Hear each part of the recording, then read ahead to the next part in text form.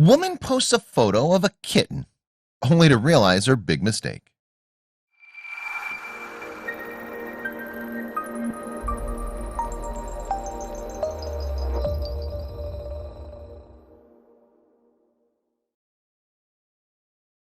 Anyone who's an animal lover will know how difficult it is to look the other way when they see an animal in need. When they look into an animal's eyes, they just melt and can't help but feel connected to them. Animal lovers will be able to relate to Jill Hicks, who found herself in this exact predicament. Jill Hicks was on her way to dinner one night. She was going to meet her friend Jan, and she was driving down the motorway to the restaurant. On her way there, she noticed something small and fluffy running down the side of the road. It was coming dangerously close to the cars. She was a huge animal lover, so despite being late to meet Jan already, she decided to pull in and help it. She could have never imagined the impact swerving to the side of the road that night would have. Jill could see what looked like a bunny running down the side of the motorway. Her heart started to race.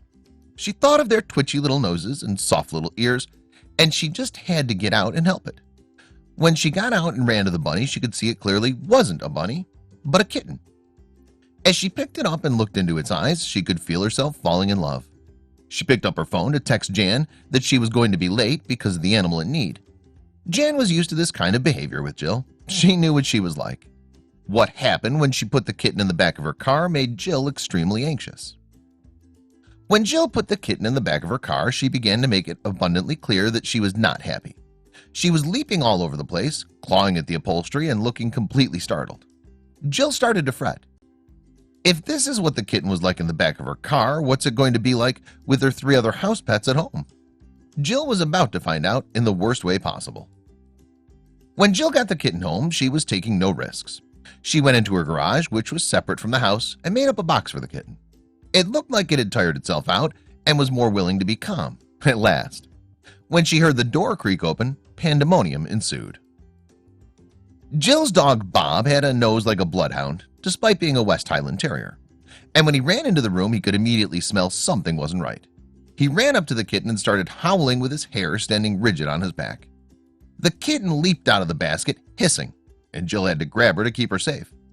She slashed Jill's face in the process. This was only the beginning of Jill's trouble.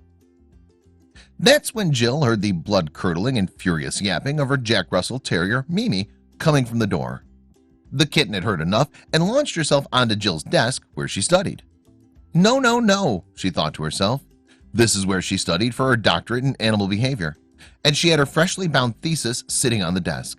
She was due to hand it in tomorrow morning, which was the final deadline.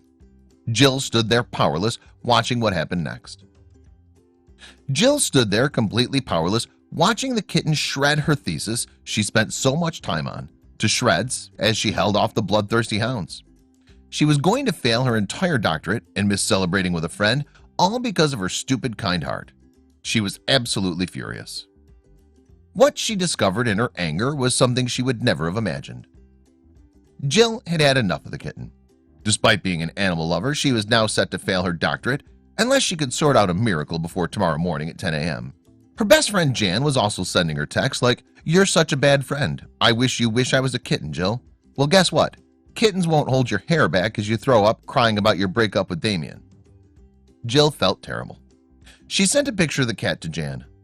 "I'm sorry, Gail, I just can't say no to that face." The annoying animal lover replied. Jan, who was an accomplished wildlife observer, instantly noticed something odd about the kitten. After Jan told Jill to post the cat's photo in a specialist wildlife group on Facebook, she received a response that turned her blood cold.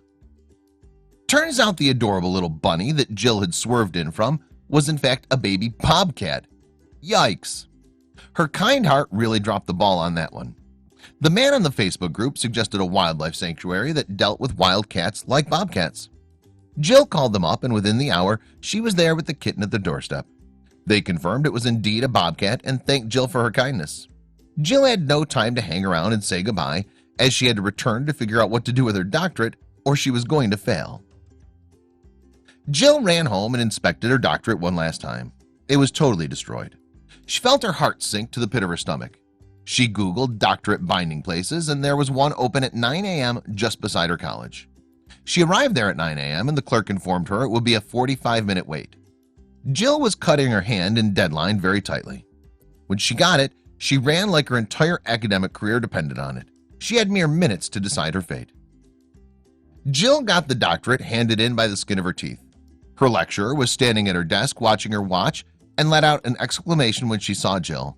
"I thought you wouldn't make it," she said with glee. What a stupid woman, thought Jill.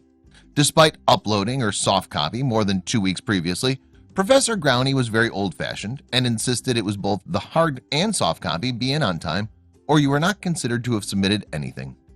She left the college and went to finally meet her friend Jan to celebrate her newfound freedom, as well as having saved a baby bobcat in the process.